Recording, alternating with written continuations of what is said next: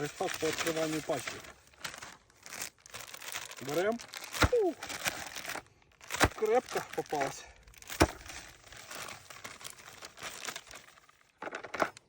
Так, мешаем сразу 4. Минулого разу 2 було мало. Пришлось домішувати. Така чорна прикормочка. Мелкофракціонна. Можна сразу вливати почти оце все.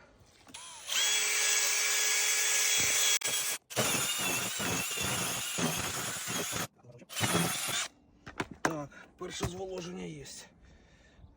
Бачите, на щоб так ліпився комок, але в той же час при маленькому нажатті він розвалювався.